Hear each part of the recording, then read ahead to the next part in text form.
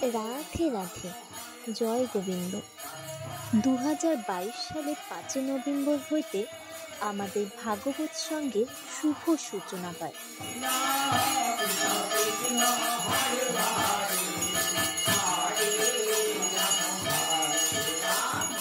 এখানে প্রত্যেক সন্ধ্যা 7টা হইতে ধর্মীয় গান বাজনা ও ভাগবত পাঠ এবং পূজা আরতি অনুষ্ঠিত হয়। এছাড়া প্রত্যেক পূর্ণিমার মধ্যাহ্নে মহাপ্রভুর ভোগ হয়। এই সহিত অনুষ্ঠানে সকল সনাতন ধর্মের ভক্তবৃন্দদের আমাদের ভাগবত সঙ্গের আসার জন্য আমন্ত্রণ রইল। আমাদের ঠিকানা 27 নম্বর ওয়ার্ড, দেবীনগর, রায়গঞ্জ, উত্তর দিনাজপুর। রাধে রাধে।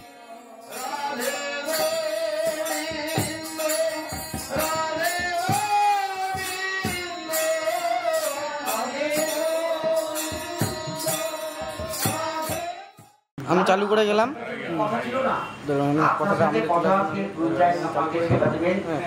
যখন অফ হয়ে যাবে, আবার যখন বলবে হ্যাঁ তখন চালু যখন দেখবে, দেখো ওই লাল লাইটটা টিপ টিপ করছে তখন চালু থাকবে, যখন এটা বন্ধ থাকবে তখন রেকর্ডিং হবে না। গুরুদেব চিন্তা করবে এই যে পাগলাকে ঠিক করতে পারছি না, তারা কাজ করি কিছু জোগাড় টোগাড় চাল ডাল তেল তেল দেই, ওই নদীর চলে যায় পশ্চিমবঙ্গে। ঠিক আছে, ওই চাল ডাল তেল শিষ্যকে দিয়ে তো গুরুদেব যাওয়ার সময় বলছে, ও যখন যায় তার টুকরা নিয়ে বলছে কি কাউকে দিয়ে খায়।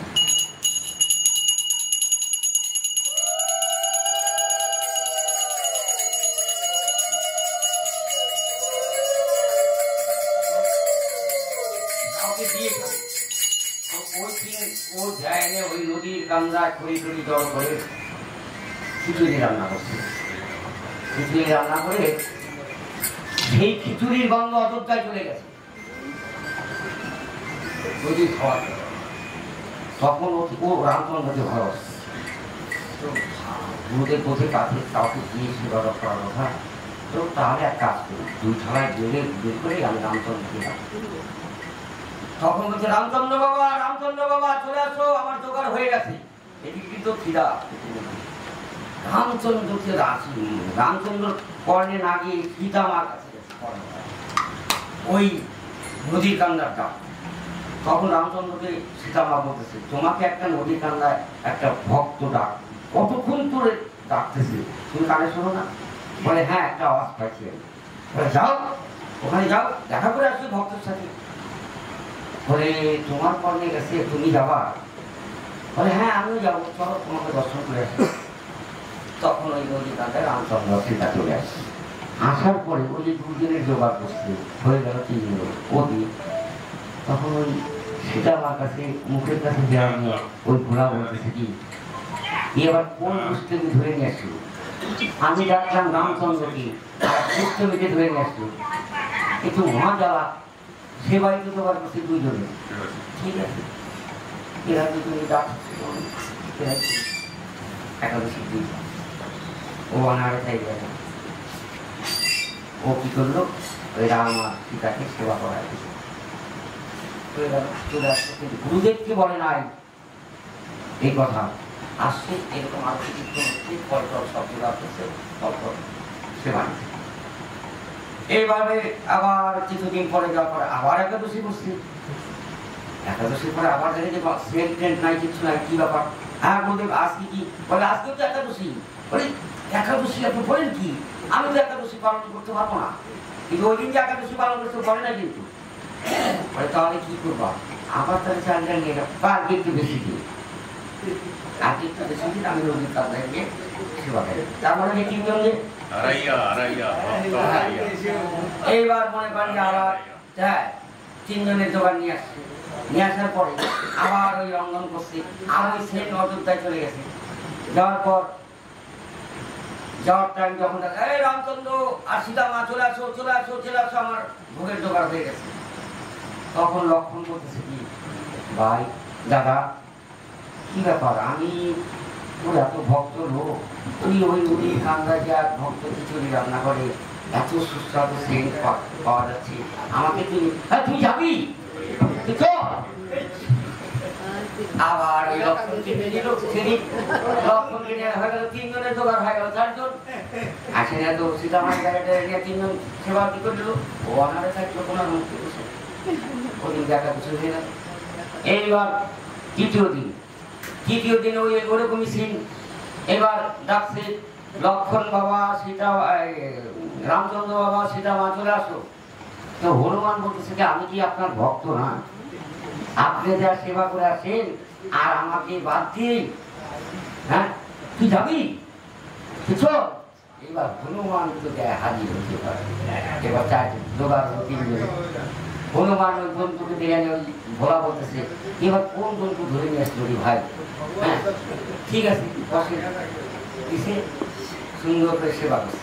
সেবা টেবা করার পর এদিকেও কিন্তু ও খালি বাড়তি চাল নেয়, কি করে ওখানে বিক্রি করে, আগে হচ্ছে ব্যবসা করে।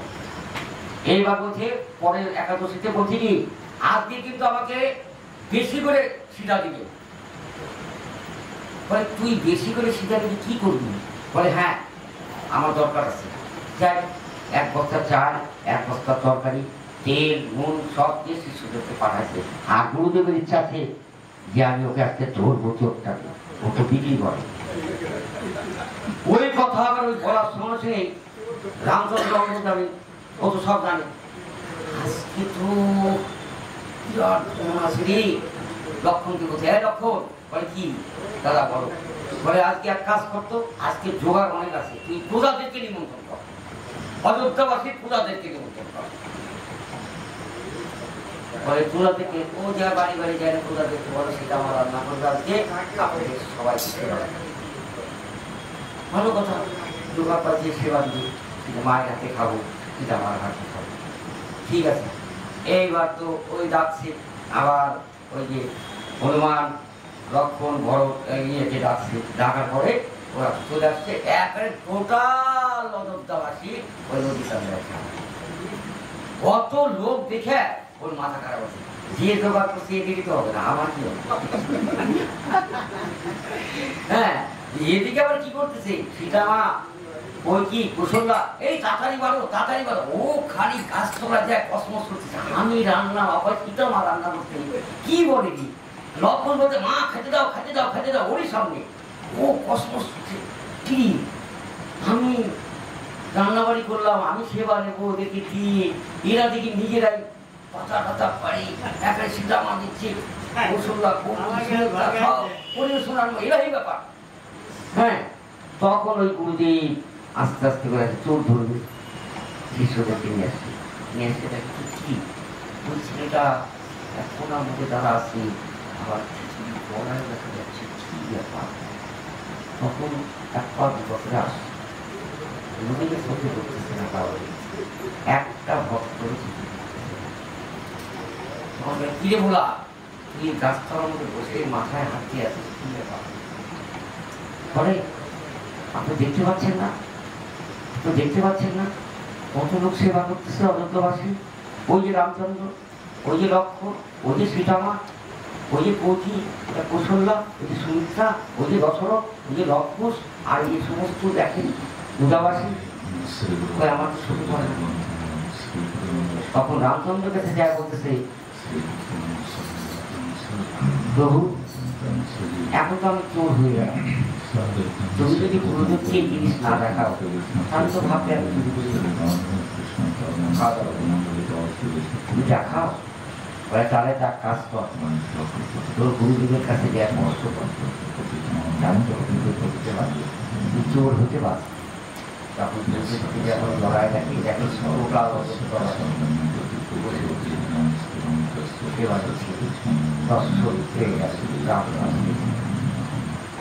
এই হলো একাদশী ব্রত।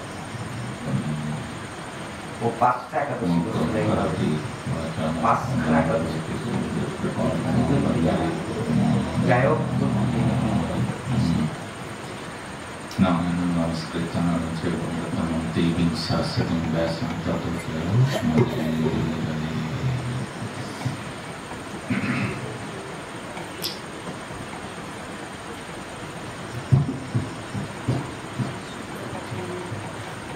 বৃন্দাবনে কিমথবা নিজ মন্দিরে বা কারাগারে কিমথবা কনকাসনে বা ঐন্দ্রং ভজি কিংবা নরকং ভজামি শ্রীকৃষ্ণ ভজনং বিনা সুখং ন কদাপি। বলছে বৃন্দাবনে বাস করুন, নিজের মন্দিরে বাস করুন, কারাগারেই বাস করুন, অথবা স্বর্ণ মন্দিরেই বাস করুন, স্বর্গেই বাস করুন বা নরকেই বাস করুন, যেখানেই বাস করুন না কেন শ্রীকৃষ্ণ ভজন ছাড়া কোথাও সুখী হওয়া যাবে না। যেখানেই বাস করেন, বাস করতে কোনো অসুবিধা নেই।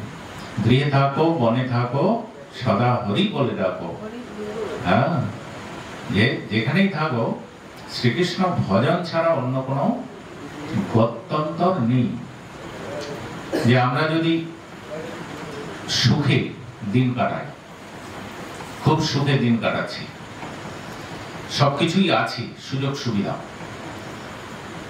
অর্থকরী আছে, পদ আছে, প্রতিষ্ঠা আছে,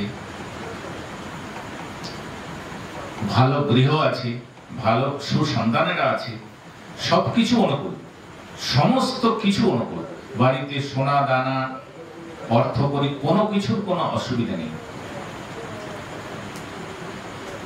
শাস্ত্র বলছে যে সে কি সুখী ব্যক্তি? সে কি সুখী হবে? সে কি সুখী হতে পারে?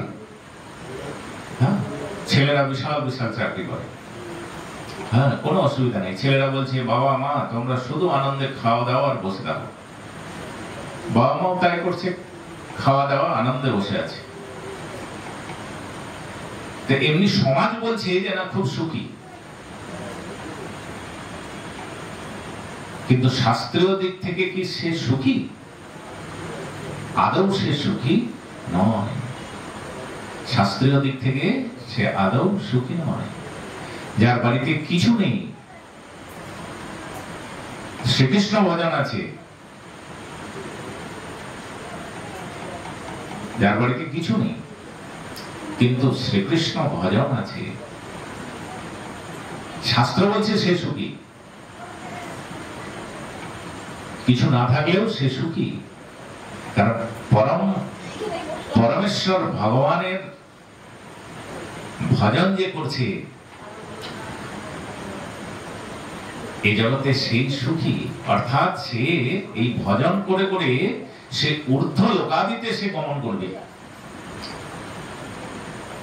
আবার যদি ফিরেও আসে তো ভগবান বলছে যে সুচিনাম শ্রীমতাং গেহে যোগ ভ্রষ্ট অভিজায়তে। অর্জুন প্রশ্ন করছে যে হে মাধব,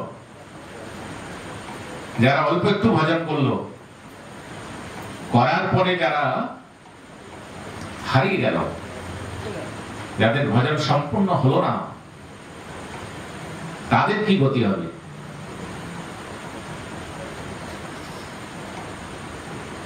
কচ্ছিন্ন ভয় বিভ্রষ্ট ছিন্না ভ্রমি বনস্পতি।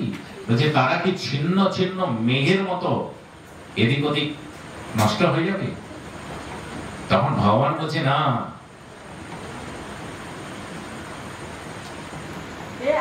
সুচিনাং শ্রীমতাং গেহে যোগ ভ্রষ্ট অভিজায়তে। হয় কোন সুচিমান গৃহে, সুচিমান গৃহে মানে পিতামাতা, সদাচারী পিতামাতার গৃহে যাদের জন্ম হয়ে গেল, তাদেরকে বুঝতে হবে যে অত্যন্ত ভাগ্যবান আত্মারা এই গৃহে এসেছে, অত্যন্ত ভাগ্যবান আত্মারা এই গৃহে জন্ম নিয়েছে। কেন ভাগ্যবান ছাড়া সুচি গৃহে জন্ম হয় না। এই সুচিনাম গৃহে যদি ভগবান জন্ম দেয় তাহলে বুঝতে হবে যে ছেলেমেয়েরা জন্মগ্রহণ করেছে তাদের আপাত দৃষ্টিতে তাদের যদি খারাপ কোনো কিছু লক্ষ্য করাও যায়, তবু বুঝতে হবে এদের বহু পুণ্য ফল সঞ্চিত হয়ে আছে, যে বহু বহু জন্মের পুণ্য ফল এদের মধ্যে সঞ্চিত হয়ে আছে, ফলে এই সুচিমান গৃহে তারা উপস্থিত হয়েছে। আবার বলছে শুচিনাম শ্রীমতাং। শ্রীমতাং মানে যাদের অনেক অর্থবান গৃহ, অর্থ সম্পদ যাদের প্রচুর পরিমাণে আছে। তো যে অর্থ সম্পদ যে বাড়িতে আছে অনেক বেশি পরিমাণে, সে বাড়িতে জন্মগ্রহণ করাটাও তো একটা ভাগ্যেরই ব্যাপার। যে বাড়িতে অর্থ আছে, প্রচুর পরিমাণে অর্থ আছে, সেই অর্থ দিয়ে যে জন্মালো, সেই অর্থ দিয়ে সে কি করবে? সেই অর্থ সে সৎ উপযোগ করতে পারবে, সৎ উপযোগ করতে পারবে, সে অসৎ উপযোগ হবে না। যদি কারো বাড়িতে অর্থ আসে এবং সেই অর্থ যদি অসৎ উপায়ে সঞ্চিত হয়ে থাকে, বিভিন্ন প্রকার অসৎ উপায়ে, লোক ঠকিয়ে, লোকের উপরে লোককে কষ্ট দিয়ে, হ্যাঁ, বিভিন্ন রকম অসৎ উপায়ে যদি অর্থ নিয়ে কেউ বড়লোক হয়, সেই বাড়িতে কখনো শুদ্ধ সন্তানরা আসতে পারেই না। সেই বাড়িতে যে সন্তানরা আসবে সেটা অবশ্যই অশুদ্ধ সন্তান হবে। হ্যাঁ, কারণ সেই বাড়ির খান পান, সেই বাড়ির আচার আচরণ কখনো ভালো থাকবে না। অসৎ অর্থ আমাদেরকে অসৎ পথেই পরিচালিত করবে, সৎ পথে পরিচালিত করতে পারবে না, কারণ সেটা অসৎ উপায়ে এসেছে। তো এই জন্যই বলা হচ্ছে যে এই যে যারা যোগভ্রষ্ট, এরা সেই সমস্ত যারা অসৎ উপায়ে অর্থ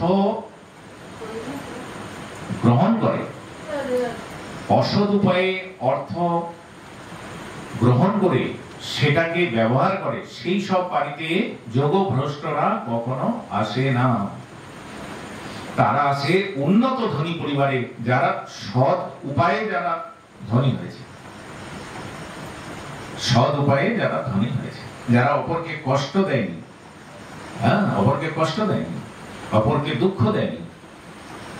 আপনার কাছে কেউ অসুবিধে পড়ে এলো, এবার আপনি ভাবলেন যে না, এখানে অল্প কিছু অর্থ দিলেই যেখানে কাজ হয়, সেখানে আপনি একটা বিরাট মাপের অর্থ তার কাছে চাইলেন, বলছে সেই টাকাটা সে বাধ্য হয়ে অতি দুঃখে কষ্টে পড়ে সেই টাকাটা সে দিতে বাধ্য হলো আপনাকে, তাহলে সেই টাকা কি হলো? সেটা অসৎ অর্থ হয়ে গেল।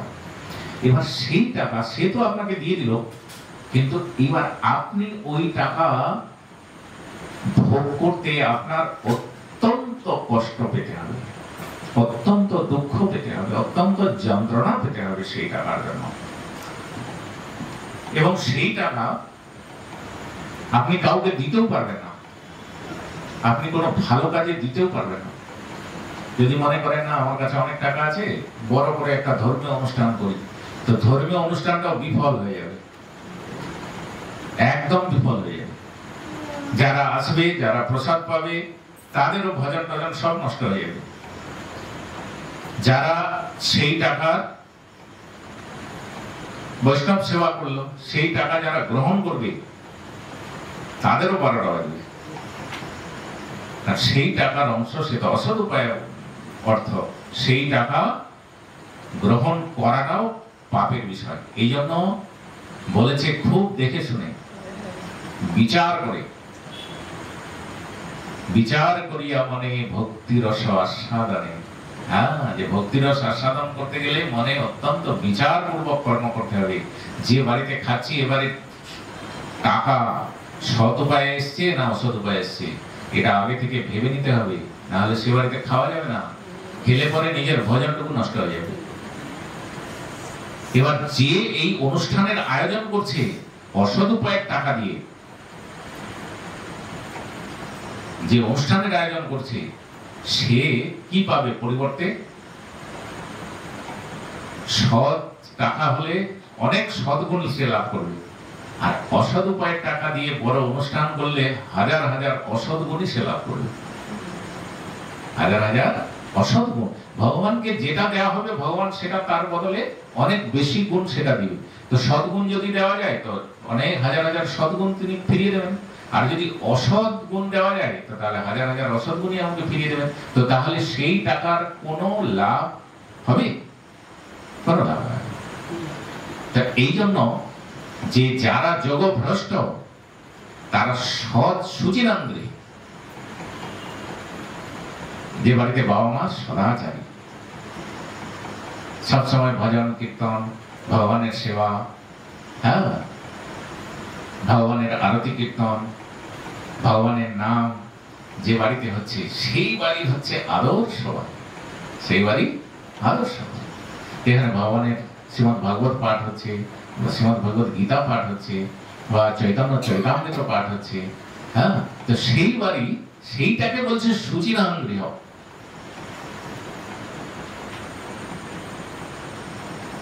সেই সুচিরাম গৃহে এদের জন্ম হয়। আবার অসুচি গৃহ উল্টোটা, যে বাড়িতে কিছুই হয় না,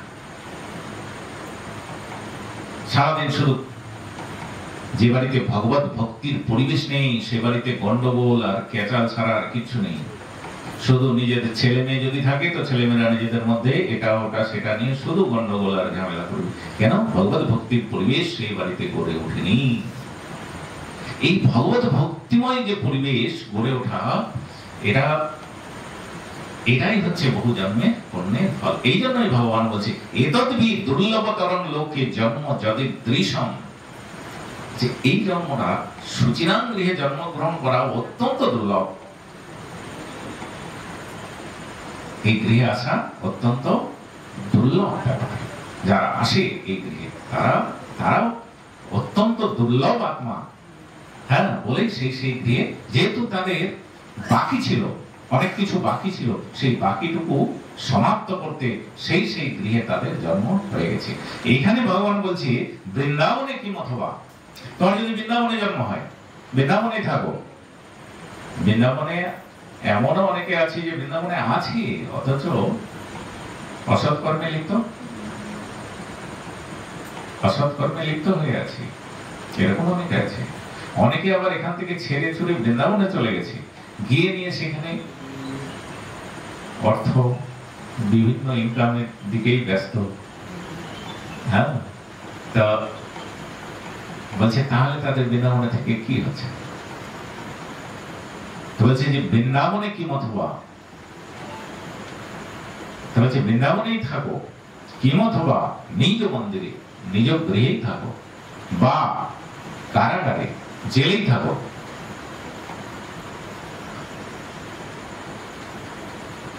জেলে থাকলে কি হবে? দুটো কাজ হতে পারে। জেলে থাকলে যে জেলে থেকে জেল আমি ভোগ করছি, আবার জেলকেও সদ্ব্যবহার কেউ করছে। আমাদের যে হনুমান প্রসাদ পোদ্দারজি মহারাজ ছিলেন, ভাইজি মহারাজ যাকে বলা হতো, উনি যখন জেলে ছিলেন তো জেলে উনি স্বাধীনতা আন্দোলনকারী ছিলেন। তো স্বাধীনতা আন্দোলনে যারা যুক্ত ছিল তাদেরকে ব্রিটিশ সরকার কি করতো? ধরে ফেলত, ধরে কারাগারে ভরে দিত। যারা খুব অত্যন্ত বিপ্লবী ছিল তাদেরকে তো বিভিন্ন জায়গায় পাঠিয়ে দিত, হ্যাঁ, দূরে দূরে পাঠিয়ে দিত, যেখানে অত্যন্ত কষ্ট দেওয়া হতো যাদেরকে। আর যারা সাধারণ বিপ্লবী ছিল তাদেরকে আশপাশের জেলেই বন্দী করে রাখা হতো। তো উনি, ব্রিটিশ সরকার ধরে ফেলল, তো উনি জেলে গেলেন, জেলে গিয়ে বসে আছেন। তো জেলে গিয়ে দুদিন কেটেছে। তারপরে উনি তখন বলছেন যে বসে বসে কি করবো, হ্যাঁ, জেলেরা খাটাচ্ছে, কিন্তু এর মাঝে পূর্ব জন্মের যেহেতু সংস্কার আছে, এর মাঝে জেলের যে দ্বাররক্ষী তাকে গিয়ে বললেন যে ভাই একটা মালা আমাকে দাও তো, হ্যাঁ, মালার ব্যবস্থা করে দাও তো। তো তখন বলছে মালা টালা কোথাও পাবেন না, যে হাতে কর গুনে জপ করেন। এই কর গুনে জপ করা শুরু হলো, হ্যাঁ, এই কর গুনে জপ করা শুরু হলো। তারপরে আস্তে আস্তে আস্তে আস্তে মহান ভক্তে পরিণত হয়েছিলেন তিনি।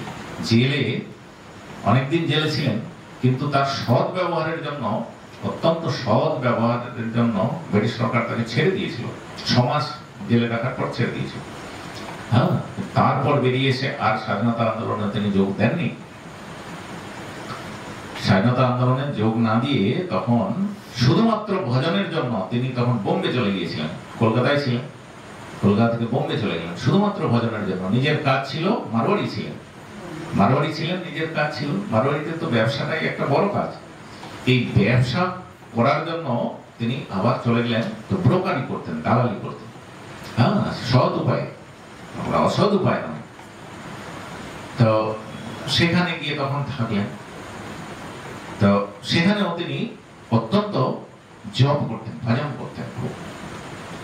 একদিন তো এমন একটা ঘটনা ঘটলো যে তিনি ভজন করছেন, তো করতে করতে ওই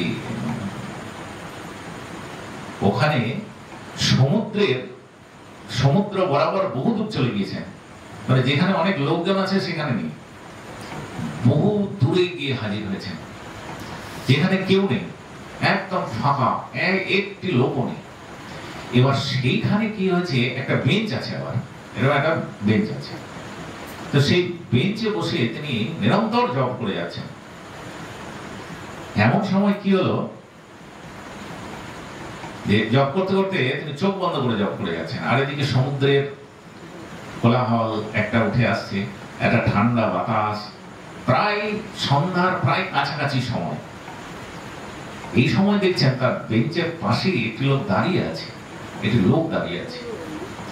সে এত সুন্দর ধুতি পাঞ্জাবি পরে সে দাঁড়িয়ে আছে। হ্যাঁ, তো তখন কিছুক্ষণ দেখলেন, কোনো কথা বলেননি, চুপচাপ আছেন। আবার দেখছেন লোকটি দাঁড়িয়ে আছে এবং তার দিকে দেখছে, খুব সামনে, পাশাপাশি থেকে তার দিকে দেখছে। কিছুক্ষণ থাকতে থাকতে তারপরে জবটা একটু শেষ করলেন। জবটা শেষ করে তারপরে ওনাকে বললেন যে আপনিও বসুন, আমি বসে আছি, আপনিও বসুন। তখন সেই লোকটা বলছে যে আপনি কথা না বললে আমি কথা বলতে পারতাম না আপনার সঙ্গে। আর সেই জায়গাটা লোকালয় থেকে বহু দূর, নির্জন জায়গা। এবার সেই লোকটা বলছে যে আপনি কথা না বললে আমি আপনার সাথে কথা বলতে পারতাম না। বলছি, তখন উনি কৌতূহল বশত জিজ্ঞাসা করলেন যে কেন, কি কারণ, যে আমার সাথে কথা বলতে পারতেন না কেন? তো বলছে আমাকে দেখে কি মনে হচ্ছে?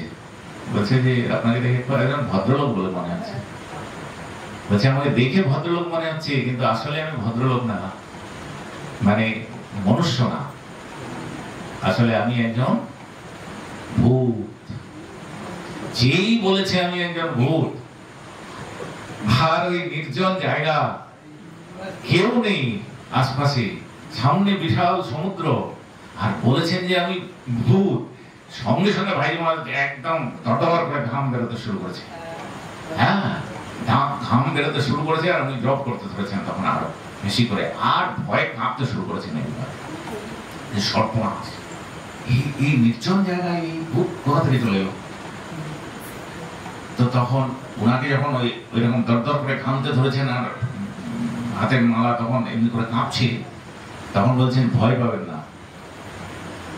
তখন বলছে ভয় পাবেন না, আমি আপনার কোনো ক্ষতি করতে আসিনি। আমি আপনার কোনো ক্ষতি করতে আসিনি, আমি শুধু আপনার কাছে একটা বিশেষ উদ্দেশ্যে এসেছি। এবং এই উদ্দেশ্যটাও যে আপনি ছাড়া আমি নিজেই একটা বিপদে পড়ে আছি, এই বিপদে আপনি ছাড়া আমাকে কেউ বাঁচাতে পারবে না, এই জন্যই আমি এখানে এসেছি। তখন ভাইজি মহারাজ একটু আশ্বস্ত হয়েছে, একটু দম ফিরেছে। হ্যাঁ, তখন হাত পা কেঁপে যাচ্ছিল, সেটা বন্ধ হয়েছে। তখন একটু আশ্বস্ত হয়ে তখন বলছেন যে আমি আপনার কি উপকার করতে পারি? তো বলছে শোনেন, আমি আমার বাড়ি পারস্য দেশে, আমার বাড়ি পারস্য দেশে ছিল। তো খানিকটা মুসলিম ধর্মেরই ছিল, যদিও ওরা পুরোপুরি মুসলিম ধর্মটাকে পালন করে না, তবু ওরা মুসলিম, আধা মুসলিম।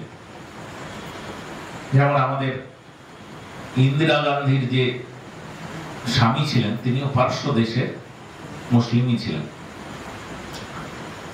তো সেই পারস্য দেশের মুসলিম সেখানকার বড় ব্যবসায়ী ছিল।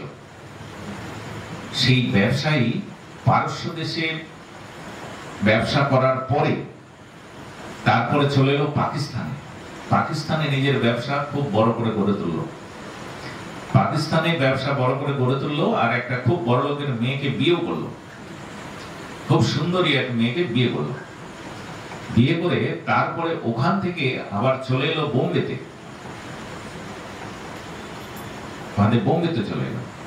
বোম্বেতে এসে বোম্বেতে বড় জায়গা নিয়ে বড় ব্যবসা শুরু করলো।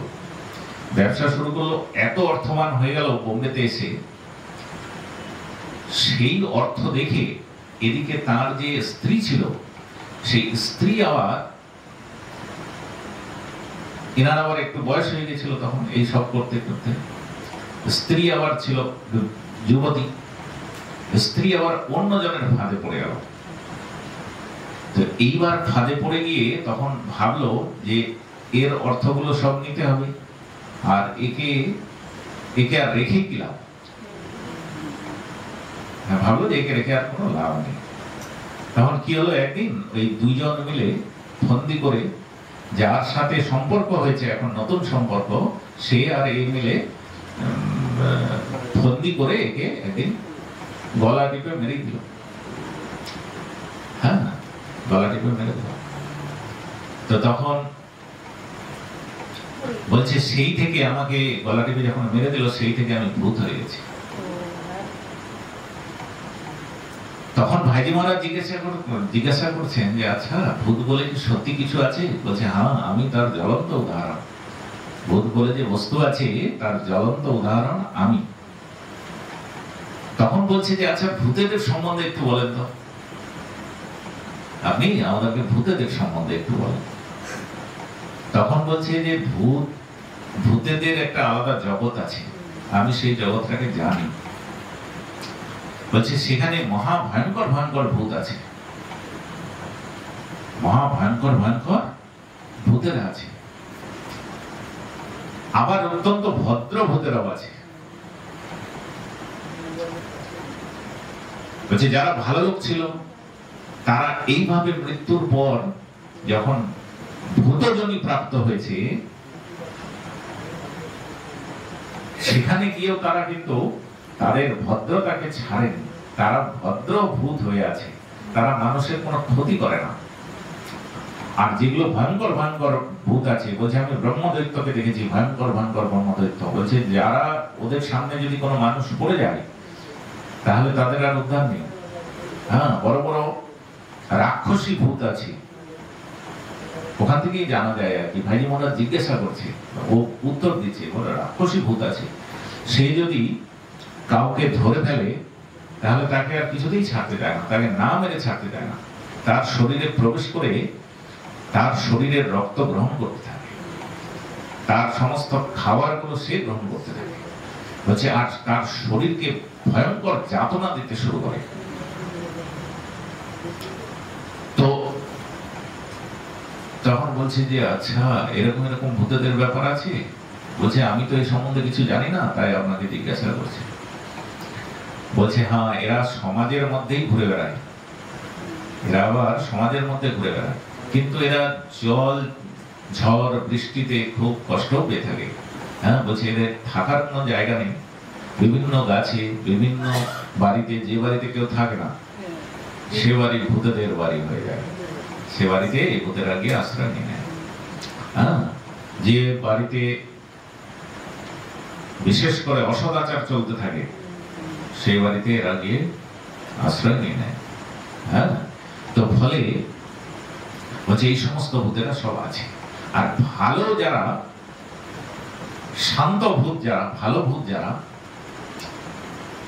তারা ঘুরে বেড়ায় যে কিভাবে আমাদের উন্নতি হবে, কোথায় কোন লোককে পাওয়া যাবে যে লোকের হাত ধরে আমাদের উন্নতি হবে। তো বলছে যে আমি আপনাকে বেশ কিছুদিন ধরে দেখছি যে আপনার দ্বারা আমার উপকার হবে, কিন্তু আপনি যেহেতু লোকালয় ছাড়ছেন না, এই জন্য আমি আপনার কাছে আসতে পারিনি। বলছে আজকে আপনি লোকালয় ছেড়ে এত দূরে এসেছেন, এই জন্য আমিও আপনার কাছে এসেছি যে আপনি দয়া করে আমাকে এই ভূত জনি থেকে রক্ষা করুন। হ্যাঁ, তো বলছি যে কি করব, আমি তো তাহলে আপনার জন্য একটা বড় করে গীতা পাঠের আয়োজন করছি। তো বলছে যে গীতা আমি খুব পড়েছি, গীতা পাঠ করে আমার এই ভূতজনি থেকে উদ্ধার হবে না। বলছে তাহলে একটা বড় যজ্ঞের আয়োজন করছে। বলছে যজ্ঞের আয়োজন করো, আমার ভূতজনি থেকে হবে না, উদ্ধার হবে। তো বলছে যে তাহলে কি হবে? বলছে যে আপনি গয়াতে যান। তো বলছে আপনি তো মুসলিম। বাজি মহারাজ বলছে আপনি তো মুসলিম, তা আপনি আপনার আত্মা গয়াতে কিভাবে করব? তো বলছে যে আপনি যান গয়াতে, আপনি আমার পিণ্ড দান করুন। বলছে গয়াতে আপনার পিণ্ড দান করলে, আমার পিণ্ড দান করলে আমি এখান থেকে মুক্ত হব, এটা আমি উপরে জানতে পেরেছি। তো তখন ভাইজি মহারাজ বলছে আচ্ছা ঠিক আছে, এখন আপনি যান। হ্যাঁ, এখন আপনি এখান থেকে যান। হ্যাঁ, তো আমি আপনার জন্য সব ব্যবস্থা আমি করছি। যে আমি নিজে না যেতে পারলেও একটা উপযুক্ত ব্রাহ্মণকে দিয়ে আপনার উদ্ধারের ব্যবস্থা আমি করছি। তো তখন ওই ভূত অন্তর বলছে যে এক কাজ করবেন, আমি তো গয়াতে পাঠাবো, সেখান থেকে মুক্ত হয়ে গেলে আপনি আমার সঙ্গে দেখা করেই যাবেন, আমার সঙ্গে দেখা করে যাবেন। তো তখন ভাইজি মহারাজ এলেন, এসে নিয়ে যেখানে থাকতেন, তো তার সঙ্গে একজন ব্রাহ্মণ থাকতো, সদাচারী ব্রাহ্মণ থাকতো। তো ওকে বললো যে হ্যাঁ রে, আমি তোকে কিছু অর্থ দিচ্ছি, তুই যা, তো গয়ায় চলে যা। গয়াতে গিয়ে তুই এই নাম, সব নাম গোত্র বললো। বলছে আপনার নাম বলেন। হ্যাঁ না, বলছে আচ্ছা ঠিক আছে। হ্যাঁ, নামটা বলে, তখন মুসলিমদের তো আর গোত্র হয় না, মুসলিমরা গোত্রের নাম জানে না। এবার সব নাম বললো, বলে তোলে বিবরণ সবকিছু লিখে নিল। লিখে নিয়ে ওখান থেকে সেই ব্রাহ্মণটাকে পাঠিয়ে দিল। পাঠিয়ে দিয়ে গয়াতে যখন পিণ্ড প্রদান করলো, গয়াতে পিণ্ড প্রদান করার পরেই সেই আত্মাটা ভূতজনি থেকে মুক্ত হয়ে গেল। এবং মুক্ত হয়ে যাওয়ার পরেই সঙ্গে সঙ্গে এখানে ভাইজি মহারাজ বসে আছে যেখানে, সেখানে এসে সেই আত্মাটা উপস্থিত হয়ে গেল। উপস্থিত হয়ে বলছে আপনাকে অজস্র ধন্যবাদ। হ্যাঁ, যে আপনার জন্যই আমি আজকে মুক্ত হলাম। বলছে আমি জানি আপনি অত্যন্ত ভালো লোক, হ্যাঁ, আপনি ভগবানের প্রিয় লোক। তো ফলে আমি এই কারণে আমি আপনার কাছে এসেছিলাম, এটা এই ব্যাপারটা জানাতে। আমি মুক্ত হয়ে গেছি, আমি মুক্ত হয়ে এখন স্বর্গে চলে যাচ্ছি। হ্যাঁ, আপনাকে ধন্যবাদ, আপনার বহু উন্নতি হতে থাকবে এখন। হ্যাঁ, তো এই অবস্থা, তো আমি কোথায় থাকবো? কনকাসনে, সোনার ঘর, সোনার মন্দির, সোনার আসনে যদি আমাকে বসিয়ে রাখা যায়, তাহলে কি আমি সুখী থাকবো? সুখী থাকবো? তো বলছে ঐন্দ্রং ভজি। ঐন্দ্রং মানে স্বর্গে বাস। স্বর্গেই যদি আমাকে রাখা হয়, তাহলে কি আমি সুখী থাকবো? আজকালকার আমরা সবাই ছেলে মেয়েদেরকে শেখায় না যে ভালো করে পড়াশোনা করো, বড় ডাক্তার হও, বড় ইঞ্জিনিয়ার হও, সমাজে বড় নাম যশ প্রতিষ্ঠা হোক। এইটুকু পর্যন্তই আমরা শেখাই। তো এরপরে আর তো আমাদের বিশেষ কিছু শেখানোর থাকে না। আর সাধারণ কিছু আচার আমরা শেখাই, সাধারণ কিছু আচার। কিন্তু যেহেতু সদাচার সম্বন্ধে আমাদের নিজেদেরই কোনো আইডিয়া নেই, ফলে আমরা ছেলে মেয়েদেরকে সেটা শেখাতেও পারি না। ফলে আমাদের ছেলেমেয়েরা তো বড় ডাক্তার হচ্ছে, বড় ইঞ্জিনিয়ার হচ্ছে, কিন্তু ভালো মানুষ হয়ে উঠতে পারছে না, ভালো মানুষ হয়ে উঠতে পারছে না।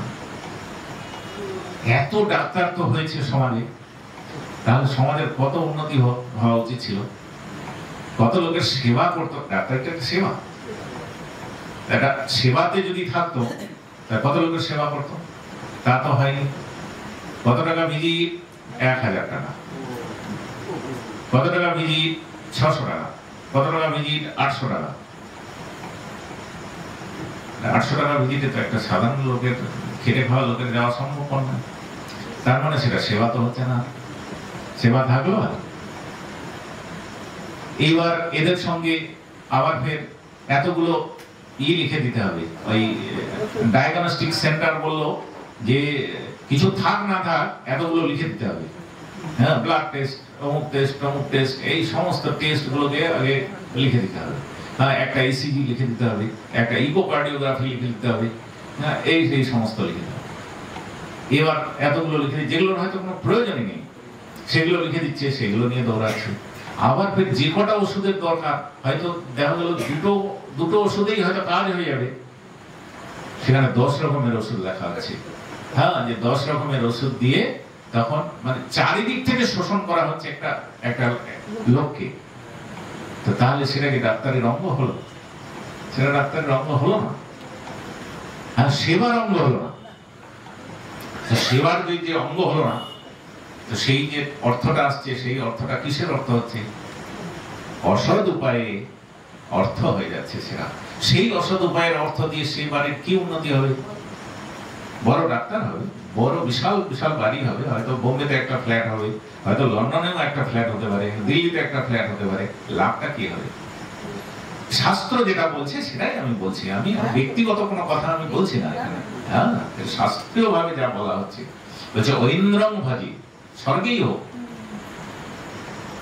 কিমথবা নরকে বা নরকম ভাজামি, যে নরকেই যদি বাস হয়। বলছে একটা ভক্তকে ভগবান নরকে পাঠাবে? পাঠাবেই না, পাঠাবেই না। কেন পাঠাবে না? বলছে নরকে গিয়ে যদি একবার শুরু করে নিতাই গৌর হরি বল,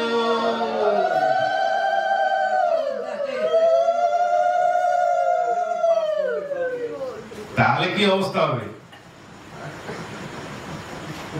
তাহলে যারা যারা শুনবে সেই কথা,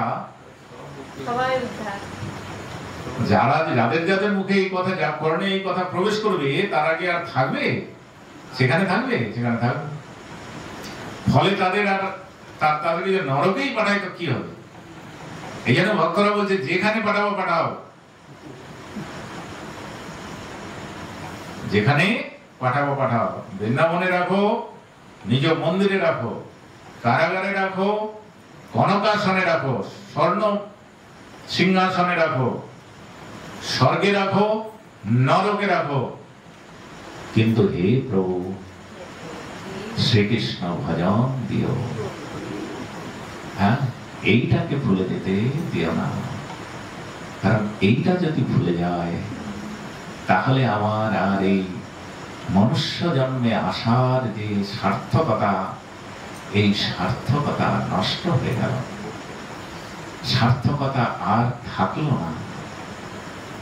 যে সাধারণ 10টা লোকের মতো লোচন বলে সেই জীব এলো আর গেল, যে সেই রকম তো হাজার হাজার জীব আসছে আর চলে যাচ্ছে, ভজনহীন চলে যাচ্ছে। অনেকে অনেক শাস্ত্রও জানে, অনেক শাস্ত্র পণ্ডিত, আমি নিজে দেখেছি এরকম লোককে, শাস্ত্রে খুব পণ্ডিত, অনেক পাণ্ডিত্য আছে তার, কিন্তু ভজন নেই, সদাচার নেই। শাস্ত্রীয় পণ্ডিত কিন্তু সদাচার নেই, ভজন নেই।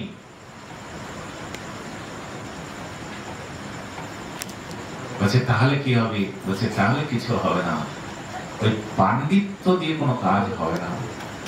কত বড় বড় পণ্ডিত আছে, কত বড় বড় মাস্টার আছে, কত বড় বড় প্রফেসর আছে, কত বড় বড় ডাক্তার আছে, ইঞ্জিনিয়ার আছে, কত বড় বড় মন্ত্রী আছে। বলছে তাদের তো তাহলে লাভ হওয়ার কথা ছিল,